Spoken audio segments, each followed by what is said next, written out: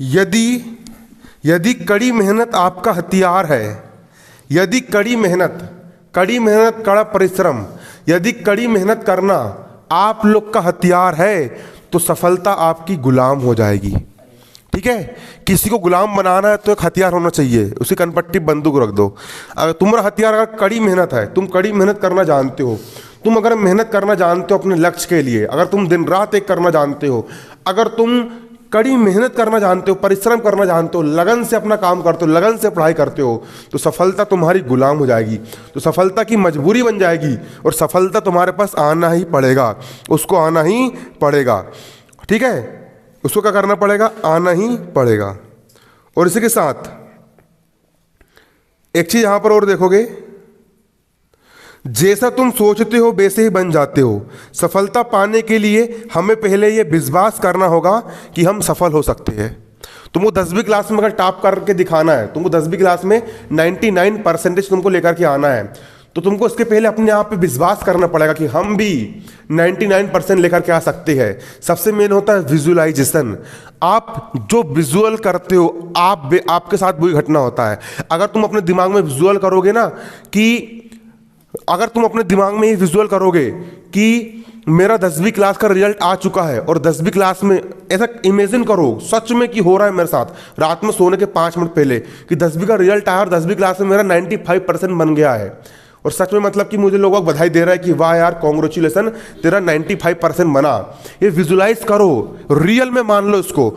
अगर तुम रोज कल्पना करोगे मेरा सच में बन चुका है, बन चुका है, ये मत सोचना कि मैं बनाऊंगी नहीं, बनाऊंगा नहीं, मेरा बन चुका है परसेंट, कितना बन चुका है, 95 बन चुका है। इमेजिन करो, और सच में जब तुमको लगेगा कि मैं कर सकता हूं तो सच में तुम करके दिखा भी दोगे। सबसे बड़ी होती कल्पना शक्ति। तुम जैसा सोचते हो माइंड में, तुम वैसे ही बन जाते हो। अच्छा सोचोगे, पॉजिटिव सोचोगे तो पॉजिटिव रहोगे, निगेटिव सोचोगे तो निगेटिव रहोगे। ये सोचो कि मैंने सफल हो चुका हूं, मुझे सफलता मिल चुकी है। मुझे क्या मिल चुकी है, सफलता मिल चुकी है। सोचना बस चालू कर दो, सोचोगे तुम्हारे साथ वो घटना अपने आप हो जाएगी। ठीक है, इसलिए दिमाग में हमेशा अच्छी चीज सोचा करो, बेकार चीज सोचना ही नहीं है। जैसा सोचोगे, जैसे रहेंगे विचार, जैसे रहेंगे विचार वैसा रहेगा व्यवहार, और जैसे रहेंगे व्यवहार से बनेंगे आपके कर्म। इसलिए विचार को बिल्कुल सही रखो और बड़ी सोच लेकर के चलो। क्या लेकर के चलो, बड़ी सोच लेकर के चलो। तो चलिए यहां पर हम शुरू करते हैं कक्षा 10वीं की गणित। किसकी गणित, कक्षा 10वीं की गणित। हम कर रहे हैं वार्षिक परीक्षा 2022 की तैयारी। 18 फरवरी से आप लोग के पेपर है। ठीक है, और एमपी बोर्ड माध्यमिक शिक्षा मंडल भोपाल ने विमर्श पोर्टल पर अपने प्रश्न बैंक अपलोड कर दिया है। उसी प्रश्न बैंक का हम क्या लेकर के आए हैं, सॉल्यूशन लेकर के आए हैं। क्योंकि पिछले साल का पेपर प्रश्न बैंक, देखो मैं गारंटी नहीं लेता कि पेपर प्रश्न बैंक से आ रहा है, कहां से आ रहा है मुझे नहीं पता, इसके बाहर का भी आ सकता है, लेकिन पिछले साल का पेपर प्रश्न बैंक का आया था। इसलिए मैं आप लोगों को प्रश्न बैंक पढ़ा रहा हूं, मैं अपनी तरफ से पढ़ा रहा हूं। मैंने इसके पहले पूरी गणित पढ़ा चुका हूं, अब मैं प्रश्न बैंक आप लोगों को पढ़ा रहा हूं। बाकी आप लोग को सिर्फ इसी के भरोसे नहीं बैठना है, वो आपकी हेडिक है। मैं गारंटी नहीं लूंगा, 100% गारंटी नहीं ले सकता, लेकिन फिर भी क्वेश्चन मोस्ट इंपॉर्टेंट, इनको छोड़ना नहीं है। इनको पूरे तैयार करने के बाद आप अपनी तरफ से अपनी एक्स्ट्रा तैयारी भी करो।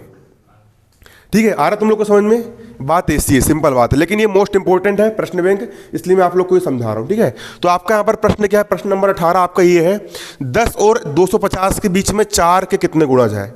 प्रश्न समझो बारीकी से। प्रश्न आपके यहाँ पर ये कह रहा है 10 और 250 के बीच में, किसके बीच में, 10 और 250 के बीच में, इन दोनों संख्याओं के बीच में 4 के कितने गुणज है। किसके, 4 के कितने गुणज है। 10 और 250 के बीच में 4 के कितने गुणज है। इसको हम यहां पर क्या करेंगे, इसको हम हल करेंगे। तो यहां पर हम सबसे पहले 4 के गुणज, 4 का गुणज मतलब ऐसी संख्या है जिसमें 4 का भाग जाता हो। 4 का पहला गुणज क्या हो जाएगा, 4, दूसरा 4 दूनी 8, तीसरा 4 तिया 12, चौथा 16, फिर अगला 20। ये सब क्या है, 4 के क्या है, ये गुणज है। तो यहां पर हम लिखेंगे 10 और 250 के बीच में 4 के गुणज। चलो 10, क्या 10 में 4 का भाग जाता है, नहीं। 11 में जाता है, नहीं। 12 में जाता है, जाता है। तो पहला गुणज क्या हो जाएगा, 12। फिर 12 में 4 जोड़ दो, अगला क्या हो जाएगा, 16। 16 में 4 जोड़ दो, क्या हो जाएगा, 20। 20 में 4 जोड़ दो, 24। सबसे लास्ट में 250 लिखा है। 250 में 4 का भाग जाता है, नहीं, 249 में, 248 में जाता है। किस में जाता है? 248 में 4 का भाग चला जाएगा। ये बन गई आपकी एपी। एपी का मतलब होता है समांतर श्रेणी। ये बन गई आपकी समांतर श्रेणी। हमको ये बताना है कि इन पदों की टोटल संख्या कितनी है। ये सब क्या है? ये सारी की सारी जो संख्याएं लिखी है 16, 12, 16, 20, 24, ये सारे 4 के गुणज है जो कि 10 और 250 के बीच में आते हैं। ठीक है, तो हमको इनकी संख्या निकालना है। मतलब ये निकालना है कि 248 जो है कौन से नंबर का पद है। पहले नंबर का पद ये, दूसरे नंबर का पद ये, तीसरे नंबर का पद ये, चौथा नंबर का पद ये। 248 जो है वो कौन से नंबर का पद है, हमको यहाँ पर ये बताना है। हमको यहाँ पर ये निकाल करके लेके आना है। तो यहाँ पर हम लिख लेंगे समांतर श्रेणी का प्रथम पद। प्रथम पद, प्रथम पद ए का मान कितना दिया है? शुरू वाले पद को हम प्रथम पद कहते हैं। प्रथम पद का मान कितना दिया है? 12 दिया है। इसके बाद हम क्या निकाल लेंगे? सार्वंतर। सार्वंतर, सार्वंतर डी कैसे निकालोगे आप? दूसरे पद में से अगर पहला पद घटा दोगे तो क्या निकल जाएगा? सार्वंतर डी का मान। दूसरा पद यहां पर 16 है माइनस पहला पद यहां पर 12 है, 16 में से 12 का 4 बचेगा। सार्वंतर डी का मान कितना निकल के आ गया आपका? 4 निकल करके आ गया। हम ये मान लेंगे, माना पदों की कुल संख्या n है और nवें नंबर का पद कितना है? 248 है। हम क्या मान लेंगे? माना nवा पद an बराबर क्या है? 248 है। यहां पर क्या लिखोगे? यहां पर लिखोगे माना nवा पद, माना nवा पद an बराबर क्या है? 248 है। क्या है? 248 है। nवा पद an बराबर क्या है? 248 है।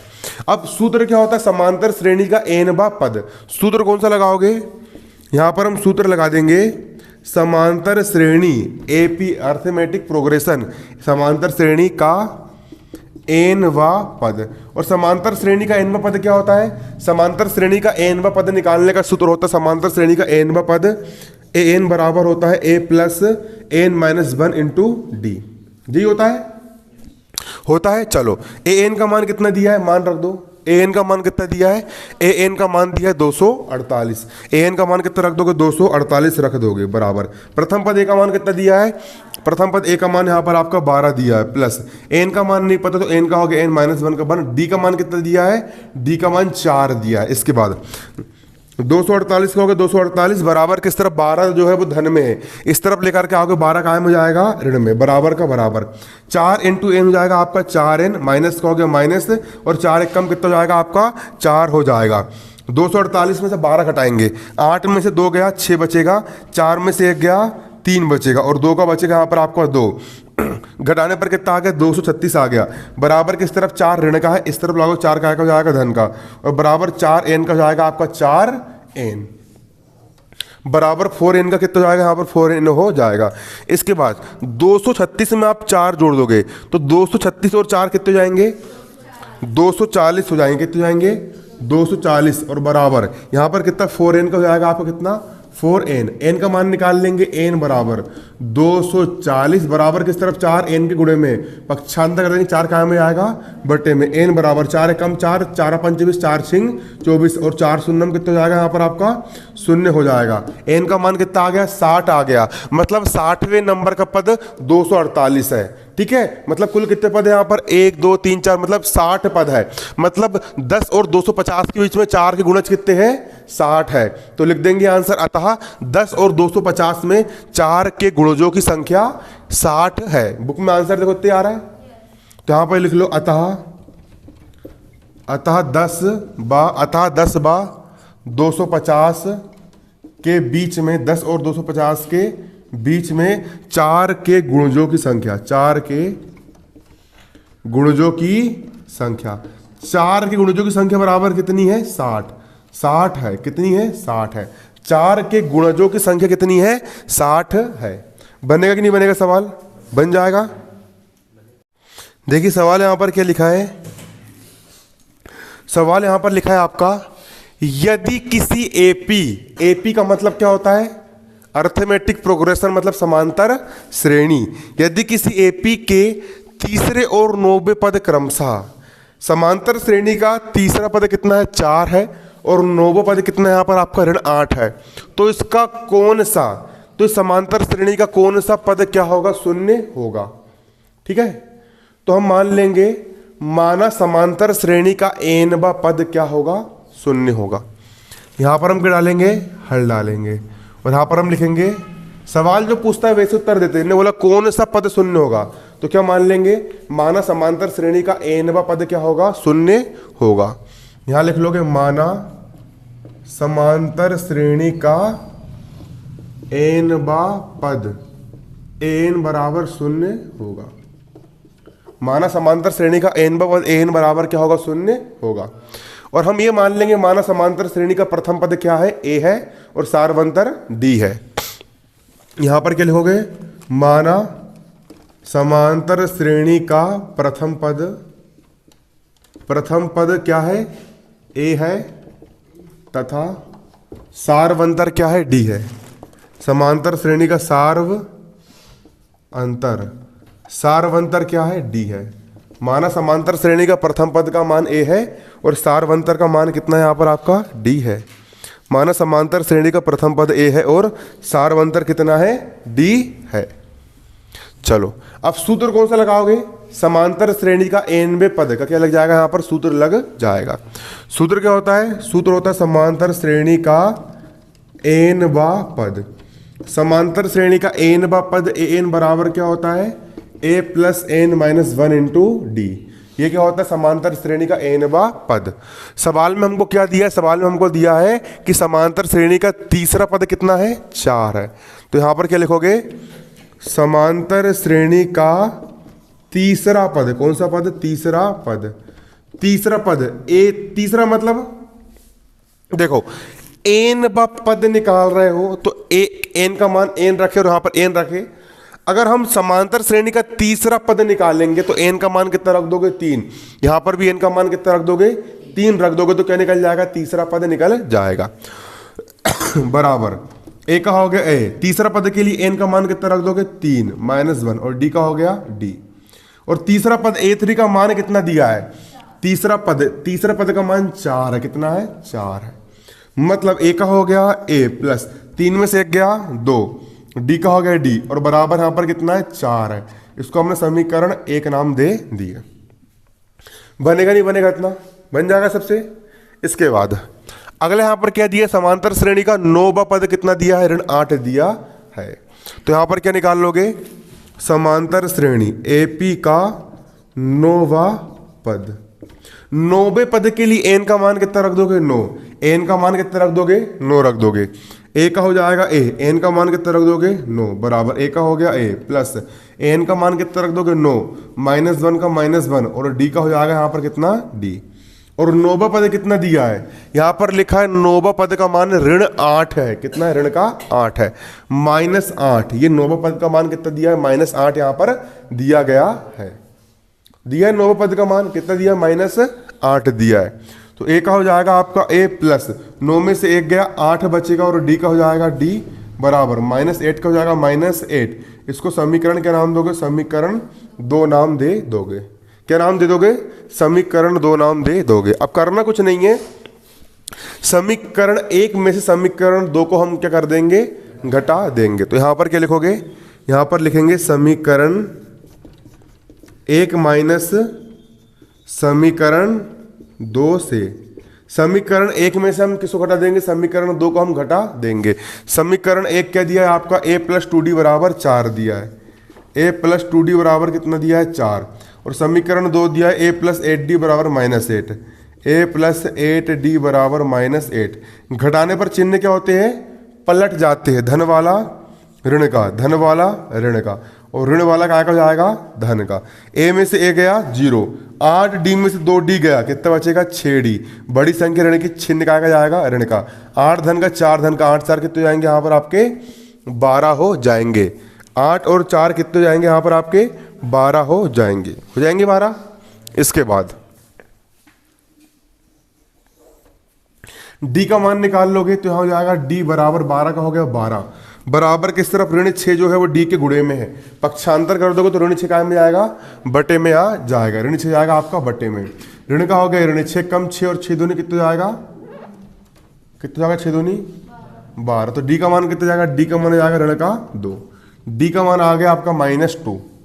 अब d का मान आ गया, हमको a का मान निकालना है। करेंगे कुछ नहीं, d के मान को समीकरण 1 में रख देंगे तो a का मान निकल करके आ जाएगा। यहां पर क्या लिखोगे, d का मान समीकरण 1 में रखने पर, तो यहां पर हम लिख देंगे क्या, d का मान कहां रखने पर, समीकरण 1 में रखने पर। d का मान कहां रख देंगे, समीकरण 1 में रख देंगे। समीकरण 1 क्या है आपका, a प्लस 2d बराबर 4 दिया गया है। ये दिया है a प्लस 2d बराबर 4, a का हो गया a प्लस 2 का हो गया 2, गुण यहाँ d लिखा है, d का मान ऋण 2 है, d का मान ऋण 2 बराबर 4 का हो गया 4, a का हो गया a, धन ऋण ऋण 2 दूनी हो गया 4 बराबर 4 का हो गया 4, a का मान निकाल लोगे 4 का हो गया 4, इस तरफ 4 ऋण का है, उस तरफ जाके 4 का हो जाएगा धन का। a बराबर 4 और 4 कितने जाएंगे आपके यहाँ पर, 8 हो जाएंगे। इतने आ रहा है। प्रथम पद a का मान कितना हो गया 8। हमने क्या माना an व पद an बराबर कितना है, 0 है। सूत्र कौन सा लगाओगे, समांतर श्रेणी का n व पद का क्या लगा दोगे सूत्र, समांतर श्रेणी का n व पद क्या होता है, an बराबर a plus n minus 1 into D. n व पद हमने मान ली समांतर श्रेणी का n व पद कितना है, 0 है, तो n व पद n का मान कितना रख दोगे 0 बराबर प्रथम पद a का मान कितना दिया है 8, धन n का मान नहीं पता n माइनस 1 का, और d का मान कितना है, d का मान ऋण का 2 है। इसको हल कर लो, आंसर आ जाएगा बराबर किस तरफ 8, धन का इस तरफ लाओगे 8 का जाएगा ऋण का, बराबर ऋण 2 इंटू n का हो जाएगा माइनस 2n, ऋण गुणित ऋण हो जाएगा आपका धन, और 2 1 कम हो जाएगा आपका 2, ठीक है। ऋण 8 का हो गया ऋण 8, इस तरफ 2 धन का इस तरफ लाओगे 2 का हो जाएगा ऋण का, माइनस 2n का माइनस 2n, माइनस 2n का माइनस 2n, 8 और 2 जाएंगे ऋण के 10, n ऋण से ऋण कट गया, 2 1 कम 2 5 10, n का मान हो जाएगा 5, n का मान 5 आ गया, n व पद 0 है, मतलब 5वां पद क्या है, 0 है। तो लिख लो यहां पर आंसर, अतः समांतर श्रेणी का कौन सा पद, 5वां पद 0 है। समझ में आएगी नहीं आया सवाल, अतः समांतर श्रेणी का कौन सा पद, 5वां नंबर का पद यहां पर क्या है आपका 0 है। समांतर श्रेणी का 5वां पद क्या है, 0 है। समांतर श्रेणी का कौन सा पद, 5वें नंबर का पद क्या है, 0 है। देखिए आपका यहां पर सवाल लिखा हुआ है, ए बी और सी के मान ज्ञात कीजिए, जिसमें कि ए 7 बी 23 और सी एक समांतर श्रेणी में है। ठीक है, ये सवाल बुक में आपका नहीं है, लेकिन प्रश्न बैंक में सवाल बना करके दिया है। अब मैं भी करने का प्रयास करता हूँ, आ जाए तो अच्छी बात है, नहीं तो फिर, लेकिन मैं कर लूँगा, मुझे अपने आप पे इतना भरोसा है। ठीक है, क्योंकि मैंने गणित पढ़ चुका हूँ, पूरी को पढ़ा भी चुका हूँ। अब देखते हैं बनता है नहीं बनता है। इसको हम डालेंगे यहाँ पर हल। सबसे पहले यहाँ पर क्या लिखोगे, दिया है। क्या लिखोगे, दिया है। क्या दिया है, समांतर श्रेणी एपी कितनी दी है, समांतर श्रेणी दी गई है ए 7 बी 23। क्या दी गई है, ए 7 बी 23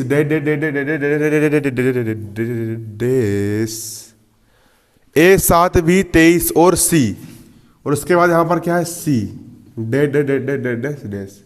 है ना, ए 7 बी और 23 और सी है ना, ये एक समांतर श्रेणी यहाँ पर दी गई है।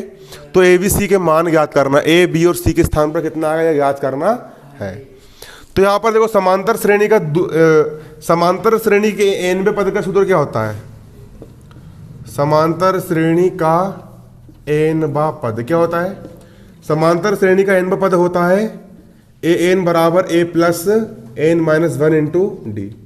ये क्या होता है आपका, ये होता है समांतर श्रेणी का एनवा पद, यही होता है समांतर श्रेणी का एनवा पद। इसके बाद यहाँ पर क्या दिया है, पहला दूसरा नंबर का पद कितना दिया है, 7 दिया है। तो यहाँ पर दिया आपको समांतर श्रेणी का दूसरा पद। दूसरे पद के लिए एन का मान कितना रखोगे, 2 रखोगे। ए का हो गया ए, एन का मान कितना 2 बराबर ए का हो गया ए प्लस एन का मान कितना 2 माइनस 1 का माइनस 1, और यहाँ डी का हो जाएगा डी। और दूसरा पद कितना दिया है, दूसरा पद आपको दिया है बराबर 7। ये दिया ना 7 दिया है, समांतर श्रेणी का दूसरा पद कितना दिया यहाँ पर आपको 7 दिया है। ठीक है, इसके बाद ए का हो गया ए प्लस 2 में से एक गया 1, और डी का बचा डी बराबर 7 का हो गया 7। इसको हम समीकरण 1 नाम दे देंगे। दे दी इसको हमने समीकरण 1 नाम। ठीक है, क्या नाम दे दिए इसको हमने, समीकरण एक नाम दे दिए। इसके बाद हमको क्या दिया, समांतर श्रेणी का 1 2 3 4, चौथा पद कितना दिया है, 23 दिया है। तो यहाँ पर क्या लिखोगे, समांतर श्रेणी का चौथा पद, कौन सा पद, चौथा पद, चौथा पद A4। चौथे पद के लिए देखो n का मान कितना रख दोगे, 4, a का हो गया a, n का मान कितना 4, बराबर का बराबर, a का हो गया a प्लस n का मान, चौथे पद में n का मान कितना रख दोगे 4, -1 का -1, और d का हो गया d।